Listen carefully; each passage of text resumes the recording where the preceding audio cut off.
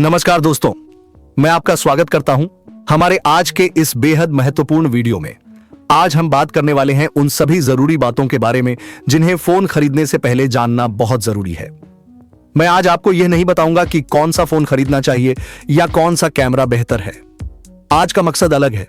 आज मैं आपको बताऊंगा कि कंपनियां कैसे मार्केटिंग की चालों से हमें भ्रम में डालती हैं, कैसे कीमतों के साथ खेल करती हैं और हम कैसे एक स्मार्ट कस्टमर बनकर सही फैसला ले सकते हैं।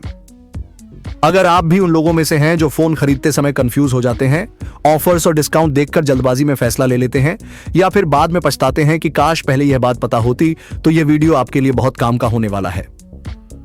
कीमतों के साथ कंपनियों की चालबाजी की पूरी कहानी, पुराने समय की स्थिर कीमतें। दोस्तों, मुझे याद है वह समय जब फोन की कीमतें काफी स्थिर होती थीं।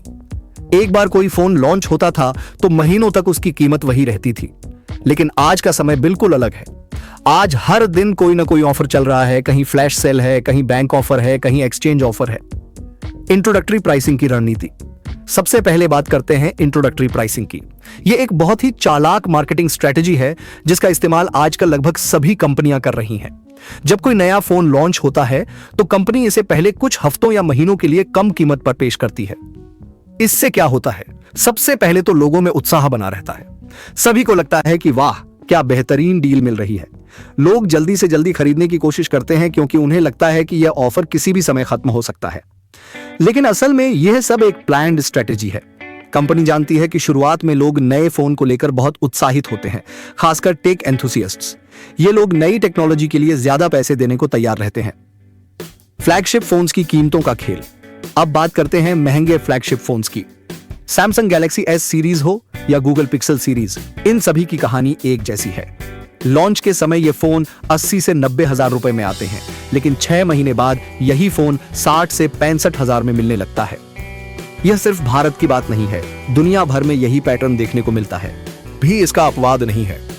हाँ, आईफोन की कीमत थोड़ी धीरे धीरे कम होती है, लेकिन होती जरूर है। अब सवाल यह है कि ऐसा क्यों होता है?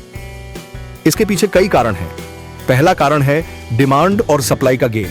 शुरुआत में जब फोन लॉन्च होता है तो इसकी डिमांड ज्यादा होती है और सप्लाई कम, इसलिए कंपनी ज्यादा कीमत रख सकती है। दूसरा कारण है कंपटीशन। जैसे जैसे समय बीतता है, मार्केट में दूसरे नए फोन आने लगते हैं, इसलिए पुराने फोन की कीमत कम करनी पड़ती है।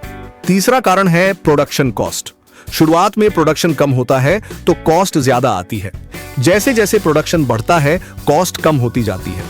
सेल्स और ऑफर्स का भ्रमजाल। आजकल आपको हर दिन कोई ना कोई सेल देखने को मिलती है। Big billion days, great Indian festival, flash sales, ये सब नाम तो आपके कानों में पड़ते ही रहते हैं। लेकिन क्या आपने कभी गौर किया है कि इन सेल्स में असल में कितनी बचत होती है? कई बार जो डिस्काउंट दिखाया जाता है वह असल में फर्जी होता है। पहले प्राइस बढ़ा दी जाती है, फिर उस पर डिस्काउंट लगाकर ओरिजिनल प्राइस पर बेचा जाता है। इसका मतलब ये नहीं है कि सभी ऑफर्स फर्जी होते हैं, कुछ जेन्युइन ऑफर्स भी होते हैं। लेकिन एक स्मार्ट कस्टमर के रूप में आपको पता होना चाहिए कि कैसे इन चीजों को पहचाना जाए। ऑनलाइन शॉपिंग के बहुत सारे फायदे हैं। सबसे बड़ा फायदा है सुविधा। आप घर बैठे अलग अलग वेबसाइट पर जाकर प्राइस कंपेयर कर सकते हैं। Amazon, Flipkart, official brand stores, सभी जगह की कीमतें देखकर सबसे अच्छी डील चुन सकते हैं। दूसरा बड़ा फायदा है रिव्यूज का मिलना। हजारों लोगों के रियल रिव्यूज पढ़कर आप समझ सकते हैं कि फोन में क्या अच्छा है और क्या बुरा है। YouTube रिव्यूज भी देख सकते हैं। तीसरा फायदा है एक्सक्लूसिव ऑनलाइन ऑफर्स। कई बार ऐसे ऑफर्स होते हैं जो सिर्फ ऑनलाइन मिलते हैं। Bank card discount, cashback offers, EMI के बिना कोई एक्स्ट्रा चार्ज, ये सब मिलते हैं। ऑनलाइन खरीदारी के नुकसान। लेकिन ऑनलाइन खरीदारी के कुछ नुकसान भी हैं। सबसे बड़ा नुकसान यह है कि आप फोन को छू नहीं सकते, महसूस नहीं कर सकते। फोन कितना वजनी है, कैसा लगता है हाथ में, बिल्ड क्वालिटी कैसी है, ये सब चीजें आप सिर्फ तस्वीरों से नहीं समझ सकते। दूसरा नुकसान है डिलीवरी में होने वाली समस्याएं। कभी कभी फोन डैमेज होकर आता है, कभी गलत मॉडल आ जाता है। हालांकि रिटर्न पॉलिसी होती है, लेकिन इसमें समय लगता है। तीसरा नुकसान है ऑनलाइन फ्रॉड का खतरा। कभी कभी फर्जी वेबसाइट से सामान ऑर्डर हो जाता है या फिर पेमेंट की समस्या आ जाती है।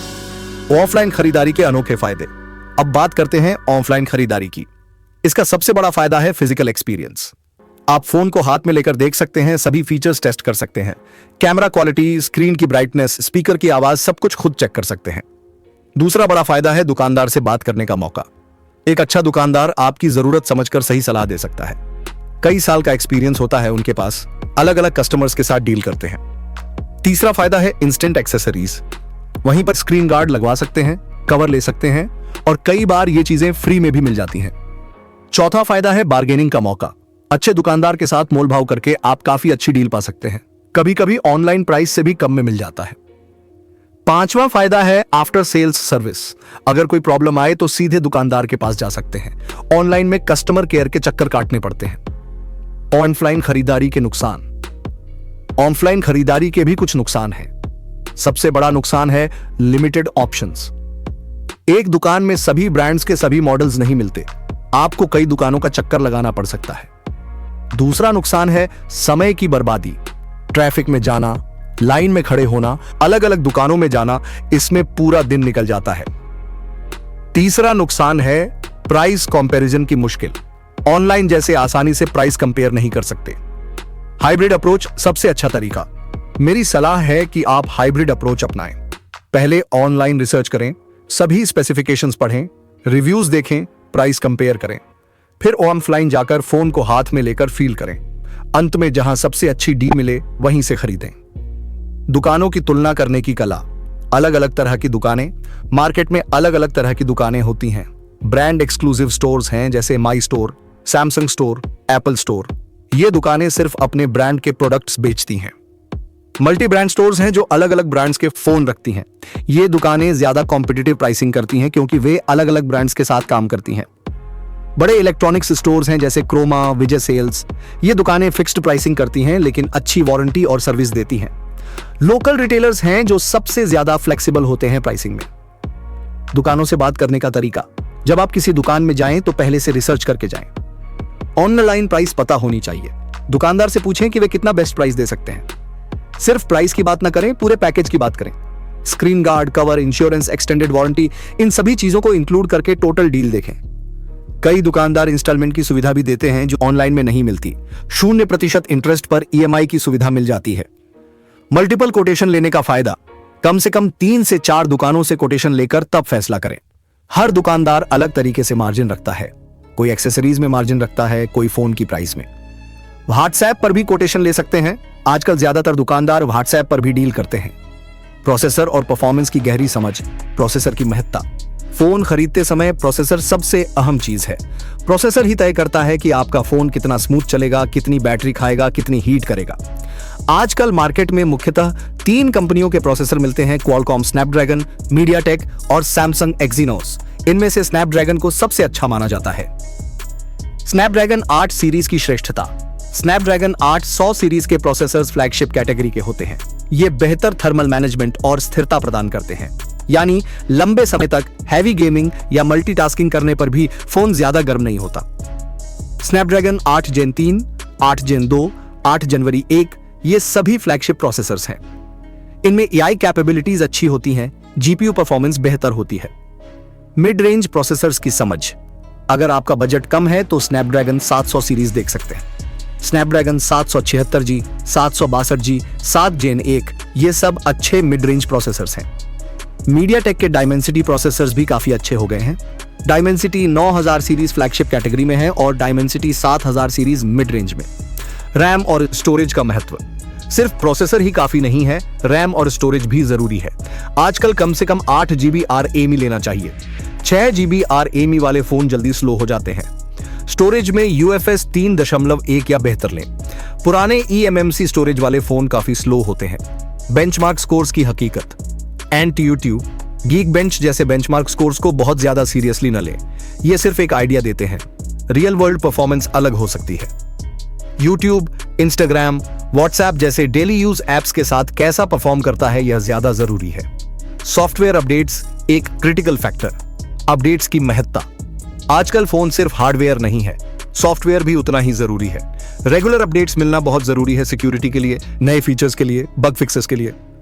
कुछ ब्रांड्स बहुत अच्छी अपडेट पॉलिसी देते हैं। गूगल अपने पिक्सल फोन्स के लिए 7 साल तक अपडेट्स की गारंटी देता है। सैमसंग भी 4 से 5 साल तक अपडेट्स की गारंटी देता है। अपडेट्स में छुपे खतरे। लेकिन नए अपडेट को तुरंत इंस्टॉल नहीं करना चाहिए। कभी कभी नए अपडेट्स में बग होते हैं जो फोन को स्लो कर देते हैं या बैटरी ड्रेन की समस्या लाते हैं। पहले कुछ दिन इंतजार करें। ऑनलाइन रिव्यूज देखें कि लोग क्या कह रहे हैं। रेडिट, XDA डेवलपर्स, अपने फोन के ऑफिशियल फोरम्स चेक करें। कस्टम आरओएम का विकल्प, अगर आप टेक सेवी हैं तो कस्टम आरओएम का विकल्प भी है।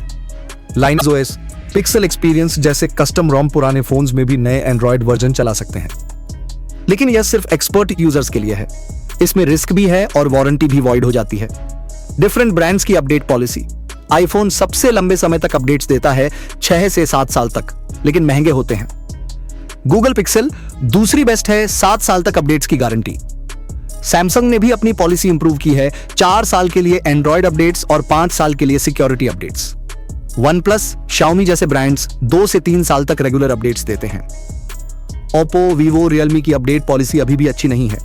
ब्रांड बायास से बचने की जरूरत, ब्रांड लॉयल्टी का अंधापन। हम सभी के मन में कोई ना कोई ब्रांड प्रेफरेंस होती है। कोई सिर्फ आईफोन यूज करता है, कोई सिर्फ सैमसंग, कोई सिर्फ वन प्लस। लेकिन यह ब्रांड लॉयल्टी कभी कभी हमें बेहतर ऑप्शंस देखने से रोक देती है।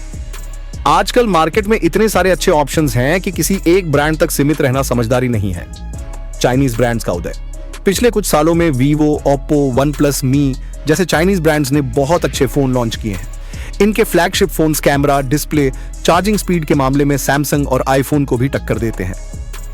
वीवो X100 प्रो की कैमरा क्वालिटी देखें, वन प्लस 12 की चार्जिंग स्पीड देखें, Xiaomi 14 अल्ट्रा की फोटोग्राफी कैपेबिलिटीज देखें, ये सब बेहतरीन है। छोटे ब्रांड्स के हिडन जेम्स, कई बार छोटे ब्रांड्स भी ऐसे फीचर्स देते हैं जो बड़े ब्रांड्स नहीं देते। नथिंग फोन के ग्लिफ इंटरफेस जैसा यूनिक फीचर किसी और में नहीं मिलता। Asus ROG सीरीज गेमिंग के लिए स्पेशल फीचर्स देती है जो दूसरे ब्रांड्स में नहीं मिलते। मार्केट में नए विकल्प, आज मार्केट में कितने सारे विकल्प हैं जो कुछ साल पहले तक नहीं थे।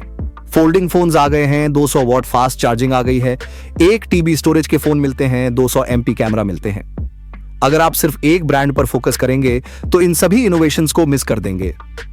रीजनल ब्रांड्स की ताकत, कुछ रीजनल ब्रांड्स भी अच्छे प्रोडक्ट्स बना रहे हैं। माइक्रोमैक्स का कमबैक हो रहा है, लावा भी अच्छे फोन बना रहा है। इन ब्रांड्स की खासियत यह है कि ये लोकल सपोर्ट अच्छा देते हैं और प्राइसिंग भी कॉम्पिटिटिव होती है। आईफोन अच्छा है या एंड्रॉयड, इसको लेकर अक्सर लोग बहस करते हैं। यह बहस ज्यादातर फोन की प्राइवेसी, गोपनीयता और सिक्योरिटी सुरक्षा को लेकर होती है। आईफोन में एप्पल का अपना सिस्टम होता है जो थोड़ा ज्यादा सिक्योर है, सुरक्षित माना जाता है। वहीं एंड्रॉयड कई कंपनियों के फोन में आता है, तो हर फोन की सिक्योरिटी अलग अलग हो सकती है। अब बात करें प्राइवेसी की, तो एप्पल अपने फोन और एप्स पर सख्त कंट्रोल रखता है, जिससे आपका डेटा कम ट्रैक होता है। लेकिन एंड्रॉयड में गूगल आपके डेटा से पैसे कमाता है, तो वहां आपकी जानकारी का ज्यादा इस्तेमाल हो सकता है। मैसेजिंग की बात करें तो आईफोन में आई मैसेज होता है जो पूरी तरह से सुरक्षित होता है, लेकिन एंड्रॉयड में हर फोन में अलग ऐप होती है, तो किसी में सिक्योरिटी अच्छी होती है, किसी में नहीं। अब देखो, अगर फोन चोरी हो जाए या कोई और उसे खोल ले, तो फिर चाहे आईफोन हो या एंड्रॉयड, कोई भी पूरी तरह से सेफ नहीं होता। कुछ लोग ऐसे भी होते हैं जो एंड्रॉयड या आईफोन नहीं बल्कि कोई और सिस्टम जैसे लिनक्स वाला फोन यूज करते हैं, लेकिन वो थोड़े टेक्निकल होते हैं और उनमें कुछ दिक्कतें भी आती हैं। आखिर में बात यह है कि आपको वही फोन लेना चाहिए जो आपकी जरूरत और बजट में फिट बैठे। साथ ही इतना जरूर जान लो कि कोई भी फोन 100% सेफ नहीं होता, थोड़ा ध्यान रखना पड़ता है। मेरे चैनल को सब्सक्राइब करना मत भूलिएगा। Review ZX signing off, bye bye.